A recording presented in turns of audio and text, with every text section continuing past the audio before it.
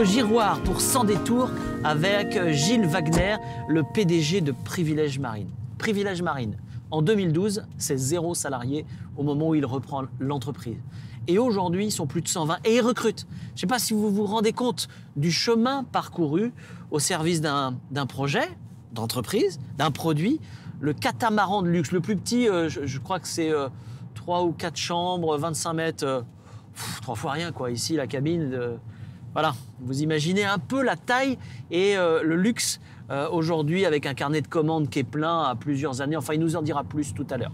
Bref, c'est une très très belle réussite, très très rapide pour cet entrepreneur qui n'en est pas à son premier coup. Il va nous raconter son parcours et puis avec lui, on va aller à la Thalasso des Sables d'Olonne, à l'hôtel Côte-Ouest, parce qu'à l'intérieur de cet hôtel, le décor, eh ben, c'est un vieux paquebot et je trouvais que l'analogie était assez sympathique à regarder. Bienvenue en mer cette semaine dans Sans détour.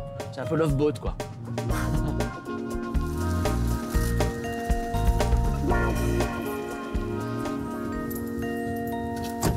Bonjour Gilles.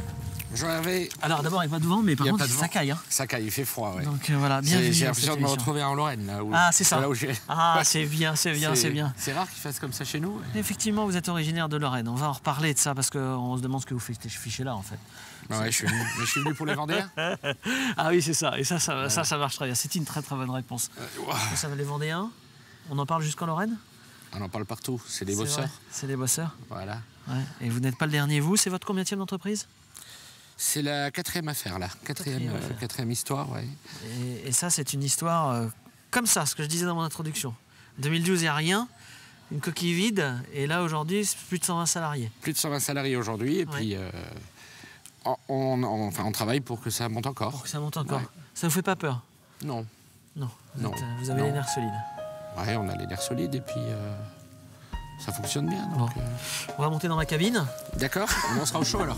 Et on sera au chaud pour discuter, venez. D'accord.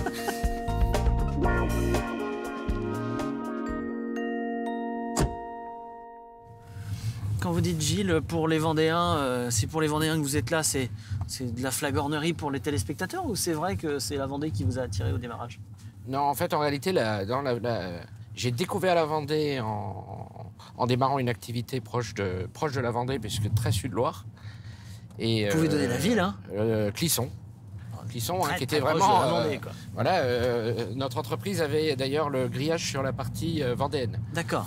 Voilà, de Cugan. Ouais. Et puis j'ai découvert que c'était une terre d'accueil, une terre d'entrepreneurs, une terre de travailleurs, avec un climat...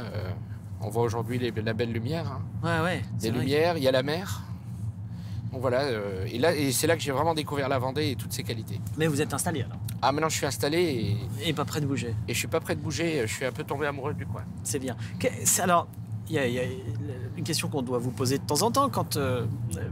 Qu'est-ce qui vous motive à passer d'une affaire à l'autre? Ouais, alors là, on se pose des fois la question nous-mêmes, mais... L'envie. Généralement, ce qui se passe, c'est que... en tout cas, dans mon tempérament, la partie certainement la plus intéressante, en tout cas pour moi, c'est celle de redresser, de créer, de démarrer. D'accord. Et c'est vrai qu'une fois qu'on est arrivé à un certain rythme, on a envie de recommencer à plonger dans les difficultés, essayer de trouver des solutions. Voilà. Et je pense que plus le temps passe, plus l'entreprise, plus ça se met en place, et plus le travail devient... donc en gros, vous êtes en train de m'expliquer que quand ça va bien, c'est le moment pour vous où il faut partir. Oui, en plus il y a une notion aussi de cession, hein, donc, mais il n'y a pas que la partie départ pour vendre, oui. Mais il y a surtout le fait de dire, on est arrivé à un système où on commence à s'ennuyer. Ouais, mais on s'attache. Ah, on s'attache très fortement à ce qu'on a fait, ouais. Alors, vous avez repris donc Privilèges Marine. Donc il y avait plus rien. Quand je dis dans mon introduction, je dis que c'était une coquille vide. C'est vraiment ça en fait. Ah c'était plus une coquille vide puisque c'était une liquidation judiciaire et une vente aux enchères des marques et de quelques actifs. Oui. Et effectivement, et tout ça positionné en Bretagne, près de Lorient. Oui. Puisque le chantier, la marque existant quand même depuis 1985, avait déménagé vers 2008-2009 à Lorient. Et c'est à Lorient que l'histoire s'est arrêtée. Vous arrivez, le problème c'est que vous n'y connaissez rien. Ah non, non, en fait... Comment on s'approprie un business qu'on ne connaît pas? Pas un business, Alors, un produit, j'ai envie de dire, qu'on ne connaît pas d'abord. Bah, tout simplement, je pense qu'après, la vie est faite souvent de hasard et de trains qui passent. Et puis, il faut sauter dedans dans les trains, si on veut. Et là, une des idées, c'était... Enfin, moi, je cédais juste... Je quittais une entreprise, Oui. celle de Clisson. Et au même moment où la société Privilège était en difficulté, était en liquidation. Et une analyse rapide m'a montré que, c'était né en Vendée et c'était parti en Bretagne. Que 2, c'était porté sur un marché qui était celui du luxe. Et 3, sur un marché avec une clientèle mondiale. Donc je me dis, tout ça, la crise, on l'oublie. On est dans l'eau de gamme, ça correspond. Et surtout, 3, la valeur réelle du produit vient des hommes qui fabriquent le bateau. Bien sûr. Et non pas des machines ou de l'argent. Et voilà, et de là est parti le projet. Et l'idée était de... D'ailleurs, le nom de code du projet s'appelait Retour aux sources. C'était de reprendre tout ce qui avait été emmené à l'Orient, puis de tout ramener sur la base historique des Ceps d'Olonne, là où est née la marque, là où est née, pour retrouver tout le savoir-faire intellectuel, le savoir-faire main-d'œuvre, commercial du chantier. Quelle est votre formation pour devenir repreneur et développeur d'entreprise, chef d'entreprise? Alors, formation au niveau scolaire, j'en ai pas du tout, puisque... J'en étais sûr. L'école, pour moi, c'était quelque chose d'assez frustrant. Ouais. Voilà, c'était... Donc, j'ai simplement un bac professionnel. Par contre, dans le domaine du plastique et du composite. Qu'est-ce qui vous frustrait dans l'école? C'est qu'on est une vingtaine en salle et on a un discours qui est adapté à 20 personnes. Et voilà, on n'a pas forcément tous les mêmes niveaux. Je n'étais pas forcément le meilleur, mais on se dit, voilà... Bon, c'est un peu long, c'est un peu lourd. J'avais une envie, je suis très très très curieux de nature. J'avais une soif d'apprendre et je trouvais que j'apprenais pas assez vite à l'école. Puis un peu jeune et puis on a envie vite de travailler. D'accord. Voilà. Donc bac pro plasturgie. Plasturgie. Vous travaillez? Je trouve très rapidement du travail dans l'industrie du thermoplastique.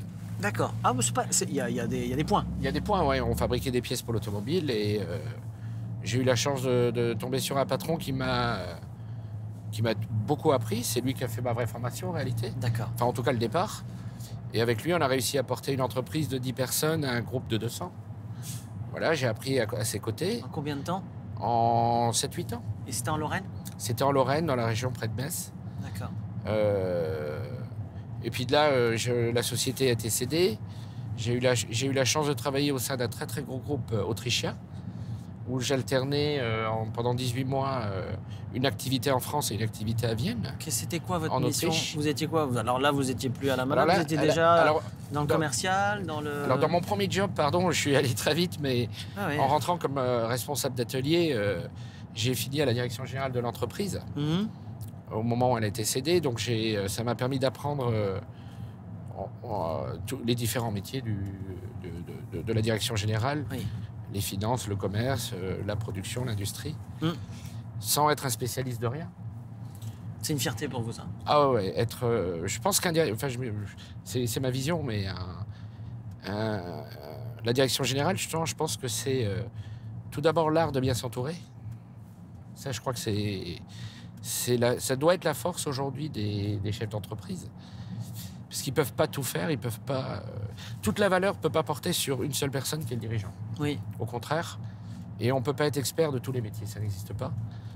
Enfin, moi, je ne suis pas capable, en tout cas. Oui, oui. Donc voilà, je pense être... On dit souvent un dirigeant, c'est la vision. C'est la vision, moi je dis toujours, c'est bon dans rien, moyen dans tout. Voilà, c'est ma vision. Mais surtout encore, et j'insiste là-dessus, c'est la capacité à s'entourer. Une vraie force aujourd'hui du chantier sablé Privilège Marine, c'est l'équipe qui est composée de tout jeunes qui débutent jusqu'à des gens qui ont commencé à côté de Philippe Gentot dans les années en 85. Ah oui, ça c'est bien, C'est l'intergénération. c'est extrêmement riche, très très riche. D'accord. Une population extrêmement... des employés extrêmement dévoués, des gens qui travaillent, passionnés par leur boulot. Encore une fois, et je crois que je l'ai dit, la vraie valeur de nos produits, c'est nos opérateurs. C'est vraiment de l'orfèvre. Donc votre satisfaction, c'est ça aujourd'hui, Ouais. c'est de voir qu'il y a quelque chose qui prend dans l'ambiance Oui. entre les uns et les autres, quoi. Ouais, on travaille dans un bel état d'esprit, Ouais. un esprit familial malgré les 120 personnes. Alors on va écouter le morceau de musique et je vais vous dire où on va. Le morceau de musique, c'est quoi, dites-moi? Alors, c'est Matt Simmons, c'est Catch and Release. Ouais. Ben, j'ai découvert cette chanson et le hasard a fait que, en écoutant les paroles, c'est un homme qui s'évade et qui veut D'accord. tout oublier, qui cherche un peu le mystère. Puis quand on regarde la vidéo, il le fait en voilier. D'accord. Alors je me suis dit tiens. Et ça vous parle pas mal. Et voilà, c'est. Alors par contre, je suis pas du tout musique autrement. J'écoute peu, j'écoute la radio. Voilà. Écoutez, vous avez bon goût en tout cas, parce que ça c'est plutôt sympathique. Donc voilà, on va à la Thalasso des Sables d'Olonne. Côte ouest, nord-est. Vous connaissez? Ah bah oui. Vous m'avez pas prévenu pour le maillot de bain? Chiche. Ah non, c'est moi, non. Mais bon, donc on y va parce que je vais vous dire pourquoi j'ai eu cette intuition-là. Parce que d'abord c'est au bord de la mer, et ensuite parce que c'est un décor de paquebot ancien à l'intérieur, et je trouvais sympathique cette analogie. Voilà, donc on va aller s'asseoir dans ces bons fauteuils club d'époque, et puis continuer la mer en plus, à c'est échanger. génial, ouais. Voilà, on sera face à la mer. Allez, on écoute. Take me off to the place where one reviews life's mystery. Steady on down the line, lose every sense of time. Take it all in and wake up that small part of me. Day to day I'm blind to see and find how far to go. Everybody got their reason, everybody got their way. We're just catching and releasing what builds up throughout the day. It gets into your body and it flows right through your blood. We can tell each other secrets and remember how to love. Da da dum da dum dum. Da dum dum dum. Da dum dum. Bon bah bienvenue d'abord. Merci de. C'est pas chez moi. Hein. Ouais, mais c'est. Voilà. C'est vrai que l'analogie, c'est le côté paquebot luxe. À Privilège Marine, vous êtes en capacité de Ah oui, proposer bien sûr, oui, c'est puisqu'une des forces du chantier, c'est de faire du semi-custom. On dit toujours tout ce que le client accepte de payer, nos ingénieurs de valider, on fait. D'accord. Voilà. Un petit mot quand même sur justement l'intérieur là. Vous avez combien de fournisseurs différents pour un bateau? Aujourd'hui, il y a, si je prends tous les fournisseurs jusqu'aux toutes petites pièces, on a à peu près 300 fournisseurs sur un bateau. Ouais. Mais il y a une dizaine de fournisseurs qui génèrent 80% de la valeur. D'accord. Et c'est pour la plupart des locaux. Des locaux, ça c'est important. Ouais, c'est ce que c'est je voulais vous des entendre. Vous les Vendéens, avez ouais. choisis aussi en Vendée. C'est votre choix à vous. C'est notre choix, c'est notre stratégie. Aujourd'hui, l'objectif, c'est d'adapter nos bateaux à la demande des clients. Pour ça, il faut des fournisseurs réactifs. Il faut des fournisseurs qui nous comprennent. Il faut des fournisseurs qui ont l'ADN du chantier aussi dans leur peau. Ouais. Et de travailler en local, c'est quand même un confort. Et on est quand même dans un bassin aujourd'hui, la Vendée, où il y a vraiment tout un réseau de fabricants de pièces pour bateaux. Ouais. Donc ça c'est quelque chose d'assez fort. Quand vous êtes avec un client, vous venez ici de temps en temps? Ben ouais, c'est un coin qu'on connaît assez bien, ouais, parce qu'on vient souvent fêter des commandes, on vient souvent prendre du bon temps quand on a fini nos réunions de travail avec nos clients. Quelle est la relation qu'on a avec des clients qui achètent des bateaux de cette envergure-là? On imagine qu'on n'a pas simplement un client, vous êtes obligé de devenir un peu proche. Ben, on devient très proche, ils deviennent des... À la fin, en fait, quelque part, ce qu'on dit, c'est que chaque client a grandi notre famille. On est une famille aujourd'hui, nos opérateurs, tout le monde, l'encadrement, tout ça, c'est une famille qui s'appelle Privilège, et chaque client vient agrandir la famille. Vous m'avez dit, quand on achète un bateau qui a déjà une histoire. Oui, aujourd'hui, ce qu'on dit, c'est que chaque bateau étant individuel, quelque part, même neuf, il raconte déjà une histoire. Ouais. Puisqu'on va retrouver... il y aura toujours des touches très personnelles, donc on n'est pas dans du produit de grande série. Voilà. Qui dit neuf dit occasion. Occasion aussi, oui. Ça se revend après un bateau comme le vôtre? Ah ben oui, ça se revend. Alors nous, on ne s'occupe pas de la revente. Hein. Non. Aujourd'hui, alors que vous êtes là que depuis en 2012, on en trouve déjà d'occasion? Alors le premier va arriver sur le marché. Ah oui. Et Privilège, les bateaux Privilège, on en retrouve très peu, hein, puisque la marque ayant 32 ans, il y a à peu près 600-700 bateaux qui naviguent dans le monde, qui ont été livrés dans le monde. Donc c'est un marché de l'occasion qui est très petit. Et là, une des chances pour nos propriétaires, c'est que généralement c'est assez facile à revendre. Ouais. Ah bon? Oui. Parce Moi, que c'est rare. On dit toujours on est le magasin de jouets du riche. Il n'y a que la taille du jouet qui change. Ouais, c'est pas rien. Allez, on va aller s'asseoir pour continuer cette conversation. Da-dum-dum-dum. Da-dum-dum. Da-da-dum-da-dum-dum-dum. Da-dum-dum-dum. Gilles, tout à l'heure, vous m'avez dit ce que vous aimez bien, c'est cette mentalité qui prend, cet esprit qui prend entre le jeune salarié et celui qui est là depuis Jeannot. Concrètement, c'est quoi l'esprit de l'entreprise que vous essayez d'insuffler? C'est un esprit de fraternité, de famille, comme vous parlez de famille. aussi de vos, C'est surtout vos un esprit de clients et famille. vos fournisseurs. Un esprit de famille avec un... Enfin, le gros travail aujourd'hui, bon, c'est de maintenir l'esprit de famille, avec une grande volonté d'intégrer nos clients dans cette famille. Oui. On dit aujourd'hui que chaque client grandit cette famille. Et au sein de l'entreprise, c'est vraiment de travailler sur le transfert de compétences, Ouais. la transmission. Parce Ça veut qu'aujourd'hui, dire que vous avez identifié que c'est une problématique forte dans votre société. c'est une problématique forte. Le Puisque jour où les anciens partent, il faut que le il- savoir-faire perdure. Voilà. Alors, je pense qu'à l'époque, beaucoup de travail se faisait déjà manuellement dans le bois. Aujourd'hui, je parle du bois, mais aussi des autres matériaux. Hein. Mais beaucoup le luxe qu'on génère aujourd'hui à travers notre fabrication ne permet pas de travailler avec beaucoup de machines. Donc on reste encore beaucoup sur du fait main. Et c'est vrai que le fait main disparaît de plus en plus en France. Donc il y a un vrai besoin à ce que nos plus anciens collaborateurs expérimentés transmettent aux tout jeunes. Ouais. Donc vous êtes dans l'artisanat. On est dans l'artisanat. Et la plus grande des difficultés, c'est d'industrialiser l'artisanat. Parce qu'avant tout, une société doit être rentable. Et pour ça, il faut qu'elle produise dans des temps acceptables. Et donc, c'est d'organiser tout l'artisanat pour le rendre productif. Quelles sont les échéances pour l'entreprise que vous vous êtes fixées dans 2 ans, 3 ans, 4 ans, 5 ans? Quelles sont les échéances que Gilles Wagner s'est fixées dans l'entreprise? Mais aujourd'hui, j'ai un objectif personnel, mais qui est aussi un objectif de groupe mais avant tout personnel. C'est ce chantier, cette marque, a connu avant notre arrivée un pic de salariés autour de 200 personnes. Et ça, c'était avant la crise, en 2005 par là. Et je serais très satisfait et ravi le jour où on atteindra à nouveau ces 200 personnes. Et aujourd'hui, on estime qu'on devrait dépasser les 200 personnes à partir de 2020. Donc ça, c'est votre objectif personnel? Personnel.